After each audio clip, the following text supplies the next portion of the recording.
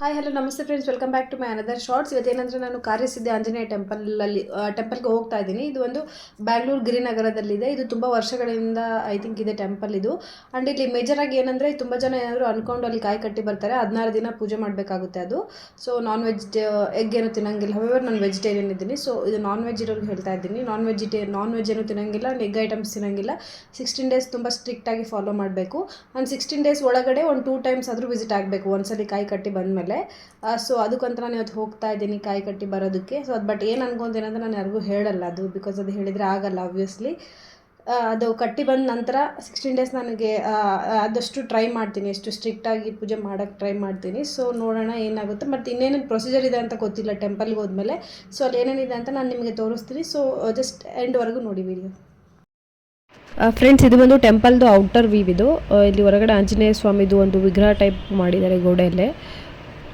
ಇಲ್ಲಿ ಒಂದು ಕಾಯಿ ಬಂದು ಕೆಳಗಡೆ ತೊಗೋಬೇಕಂತ ಹೇಳಿದ್ದಾರೆ. ಸೊ ಇಲ್ಲೆಲ್ಲ ರೋಸ್ಗೆ ಕಟ್ಟಿದ್ದಾರೆ, ನೀವು ನೋಡ್ತಿರ್ಬೋದು.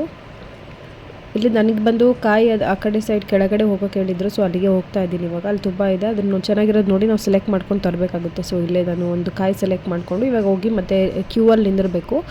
ಕ್ಯೂ ಅಲ್ಲಿ ಬಂದು ನಿಂತ ಮೇಲೆ ಅಲ್ಲಿ 150 ರೂಪೀಸ್ ಪೇ ಮಾಡಿದ ನಂತರ ಅವ್ರು ನಮಗೆ ದಾರ ಮತ್ತು ಆಂಜನೇಯ ಸ್ವಾಮಿ ಫೋಟೋ ಎಲ್ಲ ಕೊಡ್ತಾರೆ. ಸೊ ಅದನ್ನು ತೊಗೊಂಡು ಅಲ್ಲಿ ಸಂಕಲ್ಪ ಮಾಡೋ ರೂಮ್ ಇರುತ್ತೆ.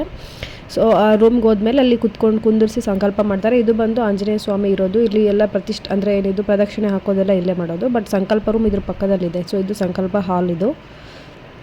ಸೊ ಇಲ್ಲಿ ಸಂಕಲ್ಪ ಮಾಡಿದ ತಕ್ಷಣ ಅಕ್ಷತೆ ಎಲ್ಲ ಕೊಡ್ತಾರೆ. ಅಲ್ಲಿ ಹೋಗಿ ರೋ ಹೇಳ್ತಾರೆ, ಯಾವ ರೋಗೆ ಅಂದರೆ ನನಗೆ ಪಿ ಹೇಳಿದರು. ಸೊ ಪಿ ರೋ ಕಟ್ಟಿ ಅಕ್ಷತೆ ಹಾಕಿ ಅಲ್ಲಿ ದಾರೆ ಕಟ್ಕೊಂಡು ಕಾಯಿ ಕಟ್ಟಬೇಕು.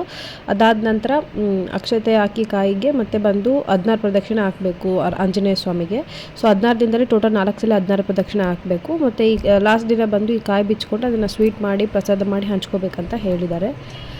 ಎಸ್ ಫ್ರೆಂಡ್ಸ್, ಇಷ್ಟಿದೆ ಪ್ರೊಸೀಜರ್. ಸೊ ನೀವು ಹೋದರೆ ಅದು ಗೊತ್ತಾಗಿಲ್ಲ ಅಂದರೆ ಯಾರನ್ನಾದರೂ ಕೇಳಿ ಅವ್ರ ಪ್ರೊಸೀಜರ್ ಕ್ಲಿಯರಾಗಿ ಹೇಳ್ತಾರೆ. ಇದು ಟೆಂಪಲ್ದು ಬ್ಲಾಗ್ ಇಲ್ಲಿಗೆ ಮುಗಿಸ್ತಾ ಇದ್ದೀನಿ. ಸೊ ಈ ವಿಡಿಯೋ ಇಷ್ಟ ಆದಲ್ಲಿ ಲೈಕ್ ಮಾಡಿ, ಶೇರ್ ಮಾಡಿ ಆ್ಯಂಡ್ ಸಬ್ಸ್ಕ್ರೈಬ್ ಮಾಡ್ಕೊಳ್ಳಿ.